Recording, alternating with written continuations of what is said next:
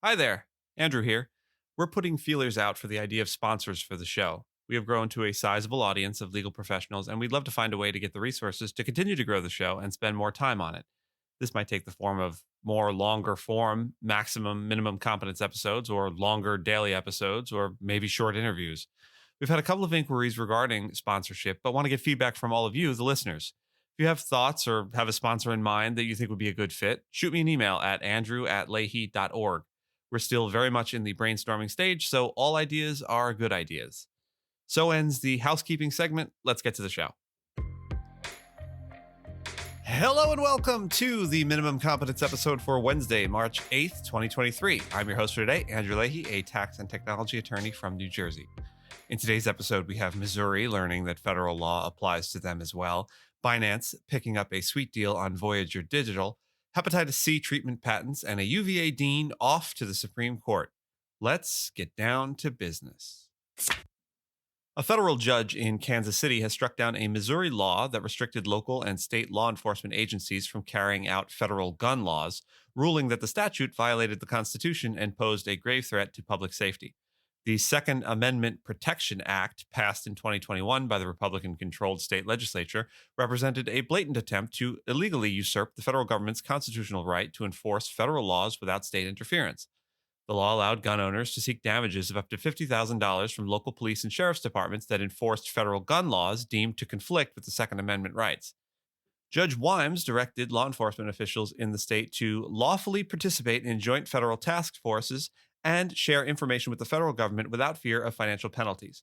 Missouri's Republican Attorney General vowed to defend this statute to the highest court. The Justice Department sued Missouri in February 2022, arguing that the state's law violated the Supremacy Clause of the Constitution.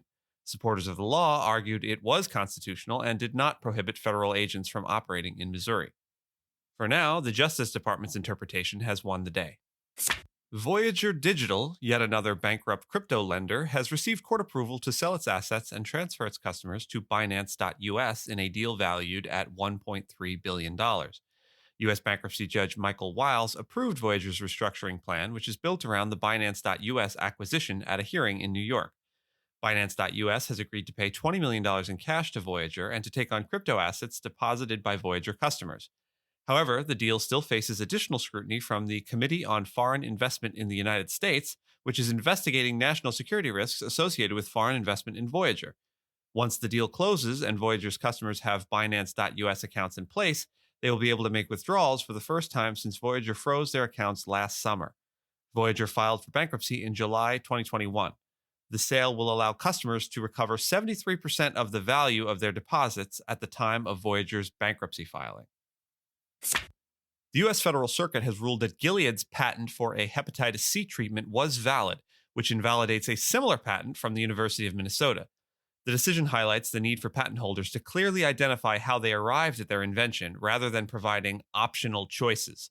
The patent challenge turned on whether the University of Minnesota should have been able to backdate its work by years based on some of its related patent applications from 2004. If patents failed to claim the same thing, as the court ultimately agreed Minnesota's did, then the invention's effectiveness date can only be pegged to the later application. The ruling could send other drug companies into research mode, leading to increased examination of competitors' patents. The case is significant because it explores a hot-button issue of patent validity relating to a patent's written description, which the Supreme Court is set to consider this month. That case is Amgen v. Sanofi, and after the Federal Circuit denied Amgen's petition for en banc review, they petitioned for certiorari on whether enablement is governed by the statutory requirement that the specification teach those skilled in the art to, quote, make and use the claimed invention, or whether it must instead enable those skilled in the art to, quote, reach the full scope of claimed embodiments without undue experimentation, that is, to cumulatively identify and make all or nearly all the embodiments of the invention without substantial time and effort. Oral arguments for that case begin on March 27th. President Joe Biden has appointed Dean Risa Goluboff of the University of Virginia School of Law to the Permanent Committee for the Oliver Wendell Holmes Devise, a federal committee responsible for documenting the history of the U.S. Supreme Court. The committee was established by Congress in 1955 following the bequeathment of a portion of Justice Oliver Wendell Holmes Jr.'s estate to the United States in 1935. Goluboff is a legal historian, and her scholarship and teaching focus on American constitutional and civil rights law, particularly their historical development in the 20th century. She is also the Arnold H. Leon Professor of Law and a Professor of History at UVA and has authored several books that have won numerous awards. She is the first female dean of the law school and has previously clerked for Supreme Court Justice Stephen G. Breyer and Judge Guido Calabrese of the U.S. Court of Appeals for the Second Circuit. Golubov said that she is excited to help document the history of the Supreme Court through this important work. Thank you so much for listening to Minimum Competence, your daily news podcast for lawyers. If you're looking for more than Minimum Competence, links to further reading on all the topics touched on today are in the show notes. If you have any questions or story suggestions, find us on Mastodon on the esq.social instance. I'm at Andrew, and my co-host Gina is at Gina. Reviews go a long way towards helping new listeners to find our show. If you have a moment and can leave a rating or review on your podcast player, we'd appreciate it.